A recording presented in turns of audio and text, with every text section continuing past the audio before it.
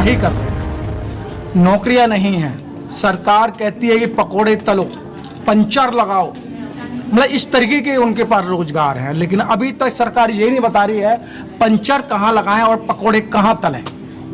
Sir सरकार युवाओं को कुछ नहीं दे रही है। सारे जितनी भी नौकरियाँ थी, चाहे आप आर्मी को, फौज को देख लो, रेलवे देख लो, एयर इंडिया देख लो, सारे प्राइवेट कर दिया है। सरकार तो हमारे युवाओं को सिर्फ कावड़ लेने, तीर्थ यात्राओं जहाँ भी जाते हैं वहाँ भेज रहा है, उनके ये सुविधाएं करे, लेकिन नौकरियों के लिए कोई भी ऐसा प्रोजेक्ट सरकार नहीं निकाल रही है जो युवाओं को नौकरी मिले। सारे सिस्टम उन्होंने प्राइवेट कर दिए हैं। लेकिन कावड़ लेने से तो लोगों का उद्धार है और युवा यही तो मांगते हैं, मंदिर के अंदर घंटा हिलाओ।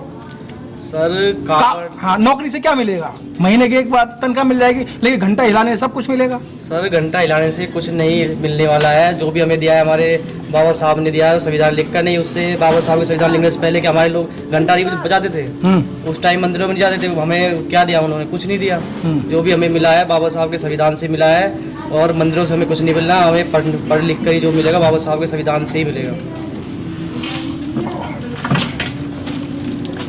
डॉक्टर साहब ये कह रहे हैं कि जो भी कुछ मिला बाबा साहब के संविधान से मिला है, देवी देवताओं में कावड़ ने कुछ नहीं दिया। देखिए, मैं अपनी बात शुरू करने पहले सबसे पहले तो अपना नेशनल न्यूज़ का आपका बहुत बहुत धन्यवाद कि आप हमारे बीच अपना कीमती समय निकाल के आए। और बात आ जाती है, आपसे मिला, जो भी मिला संविधान से मिला है। जी बिल्कुल।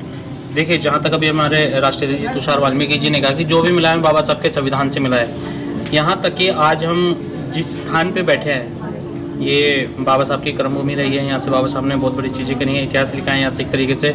और जो मैंने आज सफ़ेद शर्ट पहनी है, ये दिन भी बाबा साहब की ही है। नहीं तो इससे पहले ना हमें अच्छे कपड़े पहनने का मौका था, या कह सकते हैं कि ना अच्छे कपड़े पहनने की अनुमति थी, ना हमारे को कहीं कोई कार्य करने की अनुमति थी, ना हमारे को अच्छा खा सकते थे, ना पी सकते थे, तक कि हम लोग पानी भी अच्छी जगह नहीं पी सकते थे। किसने रोका था आपको? किसने रोका है? देखिए, ये सारा काम करने वाले, रोकने वाले, और आपको पता है ये सब मनुष्य स्मृति के लोग थे, वही स्वर्ण जाति के लोग थे, जिन स्वर्ण जातियों ने आज भी तरह तरह के एलिगेशन लगाए जाते हैं। आज भी अम्बेडकर वादियों के ऊपर या दलितों के ऊपर। अब जैसे कि अभी हमारा एक राजस्थान में केस हुआ था, जिसमें कुछ शरारती तत्वों ने जो है हमारे वाल्मीकि जाति के घर के आगे एक दीवार खींच दी गई थी, और उस दीवार को हटाने का जो कार्य बाबा साहब के संविधान के अनुरूप ही किया गया। और हमारे गुरुदेव अशोक ज्ञानी जी के कार्रवाई से 3 दिन के अंदर उस कार्य को करा, वो भी बाबा साहब के संविधान की ही देन है।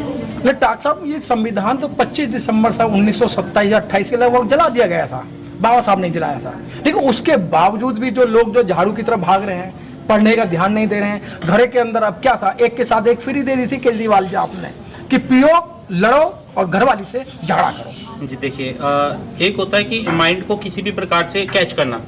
अभी जैसे मैं अगर बात करूं दिल्ली सरकार की, जो अभी आम आदमी पार्टी चल रही है, इसने सबसे पहले हमारे लोगों को कहाँ कैच करा कि इनके दिल के साथ खेलते हैं। दिल मीन्स उनके जो भावना है, हम उसके साथ खेलते हैं। इन्होंने जानबूझ के चुनाव चिन्ह ऐसा सेलेक्ट किया गया कि जो यहाँ का हमारा पिछड़ा वर्ग था, दलित समाज था, SC/ST के लोग थे, उनके साथ इनने ऐसा मनुष्य कह सकता हूँ मैं एक तरीके से मनु विचारधारा के साथ इसने झाड़ू का निशान ऐसा लिया कि लोग इसके पास अंधविश्वास करके अंधभक्त बन गए। एक होता है अंधभक्त कि मैंने जो है किसी को पूजा और किसी पे मान लिया और उसके मैंने आत्महत्या कर ली, पेड़ से कूद गया या किसी मंजिल से कूद गया कि मेरे को कोई बचा लेगा। तो वही काम यहाँ पे केजरीवाल सरकार ने करा, लोगों के आंखों पे पट्टियां बांधी झाड़ू के नाम पर पे, है ना। और आज वो कहते हैं कि दारुण को पता है कि SC/ST वर्ग इस टाइम एजुकेशन से ज्यादा नशे में जा रहा है। चाहे मैं बात सिर्फ दिल्ली की नहीं, हिमाचल हो, पंजाब हो, इवन पूरे भारतवर्ष की अगर मैं बात करूं तो SC/ST वर्ग आज एजुकेशन की जगह नशे में ज़्यादा जा रहा है। ले जाने वाले कौन? वही मनुस्मृति लोग, अपर कास्ट के लोग। और बार बार मैं अपर कास्ट इसलिए कह रहा हूं क्योंकि देखिए, अगर आज जैसे कि सभी को पता है कि सावन का महीना चल रहा है और इस टाइम हरिद्वार से बहुत दूर दूर से राज्यों से लोग जा रहे हैं, कांवड़ यात्रा निकाल रहे हैं, कांवड़ लेके जा रहे हैं। अगर आप उनकी जनगणना करते हैं, उनका सर्वे कराते हैं, तो मैं आपको लिख के दे सकता हूँ उसमें 80 से 85% लोग SC/ST के ही होंगे। डॉक्टर साहब मैं रोकूं, डॉक्टर साहब ये मैंने सर्वे किया है और दिल्ली में सर्वे करता हूँ, उसके अंदर अधिकतर अगर मैं बुरा ना माने तो उसके अंदर वो एक जो गाली दी जाती है ना चमार चूड़े, जी, उसमें अब बैकवर्ड के लोग भी आ गए जी जी कि चमार चूड़े और बैकवर्ड के लोग सबसे ज्यादा मिलेंगे, अपर कास्ट का कोई नहीं मिलेगा। जी जी जी। देखिए, अभी आपने बहुत अच्छी बात याद दिलाई मेरे को, चूड़े चमार। ये शब्द ऐसा है कि जब मनुस्मृति या मनुवादी जो लोग हैं हमारे, ये लोग हमेशा से इन्होंने हमारे को अगर कहीं एक करा है तो इस गाली में जी। अदरवाइज अगर आप देखेंगे तो जब इनकी किसी मुस्लिम से लड़ाई होती है तो वाल्मीकि को आगे कर देते हैं। जब कोई हमारा जाटा भाई पढ़ लिख के आगे बढ़ता है तो उसको कह देते हैं देखा ये तो आरक्षण तुम्हारे को मिलना चाहिए था, वो आगे बढ़ गए। तो ये क्या करते हैं, हमारे बीच में करवा दिया मतभेद। अब उसके छोटे बड़े भाई में झगड़ा, छोटे बड़े भाई में झगड़ा करवा दिया। बट जब भी इसने गाली देनी होगी तो ये हम दोनों को चूड़े चमार बोल के एक कर देते हैं। और इन चूड़े चमार को ये समझ नहीं आ रहा है कि जब तुम्हारा दुश्मन तुम्हारे को एक करना चाहता है तो तुम लोग एक क्यों नहीं हो जाते। बहुत अच्छी बात कही कि तुषार जी जिस तरीके से कहा कि अभी बात आई थी, जब वोट लेना होता है तो हिंदू बन जाते हैं और नहीं तो आपका कास्ट जो है मैं बता ही रहा हूँ यही रहता है। तो क्या लगता है कि युवाओं के मतलब एक टीस नहीं है कि उन्हें नौकरी नहीं मिल रही है, ना युवा बाहर निकल के आ रहा है? सर युवाओं का जो माइंड है उन्हें डाइवर्ट कर रखा है।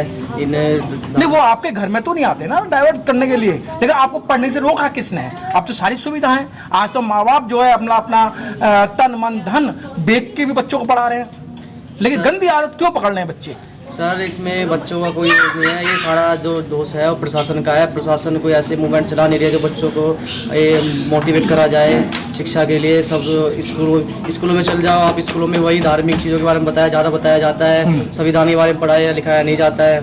और आप स्कूलों के पास जाके देखना मंदिर मस्जिद सब यही मिलेंगे। स्कूल क्लासेस चलती रहती है फिर भी वही मंदिर घंटे साइड में बसते रहते हैं। बच्चों को ज़्यादातर स्कूलों में भी धर्म से जोड़ा गया है, संविधान से नहीं जोड़ा गया है।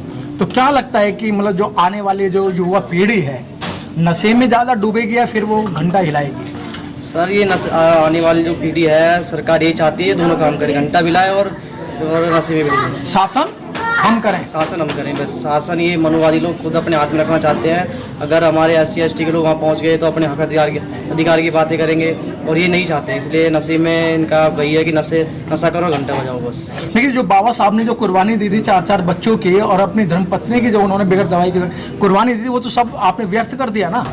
क्या बचा है इस समय बाबा साहब का? एजुकेशन आपकी छीन ली, शिक्षा आपकी छीन ली, नौकरियाँ आपकी छीन ली, जो रहन सहन था वो छीन लिया, तो बाबा साहब तो अब कुछ बचा ही नहीं ना। बाबा साहब का नाम लेना बंद कर देना चाहिए। सर बाबा साहब का नाम ऐसे लेना थोड़ी बंद कर देंगे, अभी तो हम खुद बचे हैं। बाबा साहब का संविधान खुद बचे हैं, युवाओं में जान है, अभी तो हम खुद बचे हैं। बाबा साहब का जो संविधान हम खुद संघर्ष करके बचाएंगे। लगता है आप लोग बचाएंगे? बिल्कुल सर लगता है हम संघर्ष करके लेकिन जब बचाएंगे। वोट पड़ता है तो पौवे क्वार्टर में बिक जाते हैं। सर वो पीछे आने वाला टाइम था, पहले वाला टाइम था। आने वाले टाइम में जो युवा है अब वो धीरे धीरे जागरूक हो रहे हैं और हम जो युवाओं को भी जागरूक कर रहे हैं कि अब बाबा साहब का संविधान पढ़ो और खुद सत्ता पर काबिज हो जाओ। इन मनुवादियों को सत्ता पर काबिज नहीं ना होने दें। चलो ठीक है।